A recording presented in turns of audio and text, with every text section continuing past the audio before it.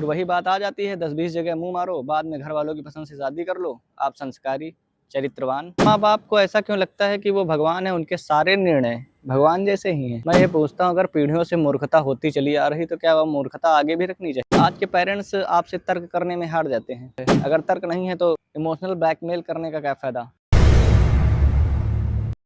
हमारे माँ-बाप हमारी परवरिश करते-करते कब हमारे मालिक बन जाते हैं हमको नहीं पता चल पाता। और मालिक ऐसे कि मैं कहूँ तो खाओ, मैं कहूँ तो बैठूँ, मैं कहूँ तो उठो, ऐसे वाले मालिक। अगर बच्चा सोचे भी कुछ तो ऐसा सोचे कि उनकी सोच से मैच हो जाना चाहिए। अपने रास्ते स्वयं बनाना चाहे तो फिर उनकी निगरानी में बनाए। माता-पिता भगवान होते हैं, मानता हूँ, लेकिन क्या भगवान स्वतंत्रता छीन लेते हैं? भगवान तो चाहते हैं कि मनुष्य अपने कर्म करते-करते खुद बेहतर इंसान बन जाए। माँ-बाप को ऐसा क्यों लगता है कि वो भगवान है, उनके सारे निर्णय भगवान जैसे ही हैं? बचपन में होता है कि माँ-बाप उँगली पकड़ के बच्चों को चलाते हैं। बच्चा उनकी निगरानी में चलता है कि गिर ना पड़े कहीं। जब माँ-बाप को लगने लगता है कि बच्चा अपने पैरों पे चल सकता है, तब वह उसकी उँगली छोड़ देते हैं, ताकि वो अच्छे से आराम से दौड़ सके, भाग सके, खेल-कूद सके। तो इस उँगली छोड़ने में कुछ गया नहीं अपने पास से, बल्कि बच्चे का विकास और तेज़ी से हुआ। वह रेंगने की बजाय दौड़ने लगा। यही बात जब 20-25 साल की उम्र के बच्चा हो जाता है, तब वो चाहता है कि हमको थोड़ा स्वतंत्रता मिले, थोड़ी छूट मिले, ताकि मैं अपने जीवन में बेहतर कर पाऊँ। मैं वैसे उन बच्चों की बात कर रहा हूँ जो वास्तव में अच्छा करना चाहते हैं, दिखाना चाहते हैं कि मैं बेहतर ज़िंदगी जीने के लायक हूँ और मैं जी सकता हूँ। परंतु वह ऐसे पीढ़ी में जन्मे होते हैं जहाँ पर सारा कंट्रोल उनके माँ-बाप के पास होता है कि तुम्हें क्या बनना है, क्या पढ़ना है, क्या लिखना है, कहाँ जाना है, और सबसे बड़ी बात किससे विवाह करना है। जीवन ज़रूर तुम्हारा है, लेकिन फैसला हम लेंगे, क्योंकि उनके खानदान में यही होता आ रहा है, उनकी पीढ़ियों से यही होता आ रहा है। मैं ये पूछता हूँ, अगर पीढ़ियों से मूर्खता होती चली आ रही तो क्या वह मूर्खता आगे भी रखनी चाहिए? एक तो भारत का सबसे खराब सिस्टम है जाति प्रथा। जात प्रथा वैसी होनी चाहिए कि लोग क्या करते हैं, क्या नहीं करते हैं, कामों के आधार पर जात प्रथा होनी चाहिए। इसलिए नहीं कि वो अगर फलानी जात में पैदा हुआ तो फलानी जात का ही रहेगा या उसी रूप में बनता रहेगा। कोई अन्य बिरादरी का अगर अच्छे से स्वादिष्ट भोजन बनाने लगे तो क्या उसमें कुछ बुराई है?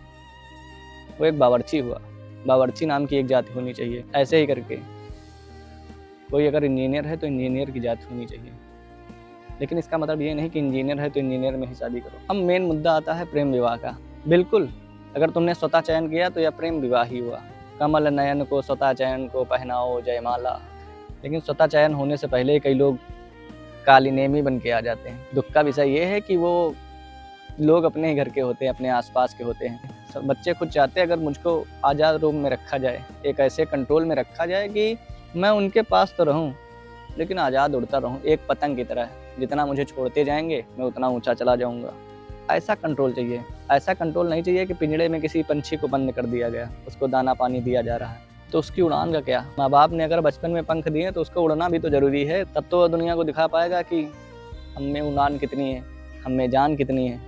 देखा होगा कि आज के पेरेंट्स आपसे तर्क करने में हार जाते हैं, फिर वो इमोशनल ब्लैकमेल करने लगते हैं कि बेटा हमने तुमको 25 साल तक पाला पोसा, इसका ये सिला दिया तुमने, हमने ये किया, हमने वो किया। तो इस तरह भगवान भी पूरी धरती चला रहा। भगवान तो कभी कुछ नहीं कहता कि हमने तुमको पनाह दिया है, जाओ मेरी पूजा पाठ ही करो, बाकी सब काम छोड़ दो। तो यार कैसा लॉजिक है? अगर तर्क नहीं है तो इमोशनल ब्लैकमेल करने का क्या फ़ायदा? मान लेते हैं कोई लड़की है जो अपने घर में बता रही है कि मुझको यह लड़का पसंद है, तो पहले तो मना होगा डायरेक्ट। जब वह कहती है कि उसको देखो, उसमें क्या कमी है और हम में उसमें क्या डिफरेंस है, हमको बताओ। सिर्फ ये ना बताओ कि जाति का नहीं है या दूर रहता है, पास रहता है, उसमें कमी क्या है ये बताओ। अगर कमी है तो उसको सही करेंगे हम, ताकि वो आपके मन का भी हो जाए। हमारे मन का तो हो ही चुका है, तभी तो पसंद किया, तभी आपके सामने रखा है। उसमें जो कमी हो हमको बताओ। तो इस बात पे चर्चा नहीं होती है। चर्चा इस बात पे होती है कि तुमने पसंद कैसे किया, तुमने मुंह काला करवा दिया हमारा। है कोई लॉजिक? कोई लॉजिक नहीं। फिर वही बात आ जाती है, 10-20 जगह मुंह मारो, बाद में घर वालों की पसंद से शादी कर लो, आप संस्कारी, चरित्रवान, माँ बाप का नाम रोशन करने वाले। मैंने एक पंक्तियाँ पढ़ी थी जिसमें लिखा था कि शरीफ केवल वही है जो पकड़ा नहीं गया। और मुझे नहीं लगता इस ज़माने में कोई भी शरीफ है। सबके कुछ ना कुछ कांड होते हैं। फर्क यह है कुछ लोग करने के बाद भूल जाते हैं और कुछ करते रहते हैं, और कुछ ऐसे हैं जो गलती मानकर आगे से ना कुछ ऐसा करेंगे ऐसा सोचते रहते हैं। इस सोच को ख़त्म करने में बहुत सारा समय लगने वाला है। यकीन है एक दिन मैं इसे ख़त्म करूँगा।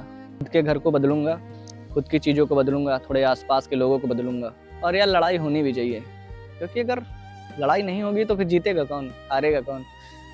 कहते हैं बात कही नहीं जाएगी तो सुनेगा कौन। तो आपके मन में भी बहुत सारी चीज़ें होंगी जो आप कहना चाहते हैं, तो कहिए, ज़रूर कहिए। और अगर आवाज़ उठाना चाहते हैं किसी चीज़ को लेकर तो उठाइए, क्योंकि अगर आज नहीं उठाओगे तो आने वाले समय में शायद हो सकता है 10-20 सालों बाद आपको लगे कि काश मैंने उस समय यह बात अपने घर में बोली होती, कही होती, तो आज का जो स्थिति है वह अलग होती। फिलहाल आप इस बारे में क्या सोचते हैं कि माँ बाप अगर भगवान हैं तो भगवान हमको स्वतंत्रता क्यों नहीं देता है? अपने विचार कमेंट बॉक्स में ज़रूर लिखें। चैनल पे अगर आप नए हैं तो लाइक करें, कमेंट करें और हमें सब्सक्राइब करें। धन्यवाद।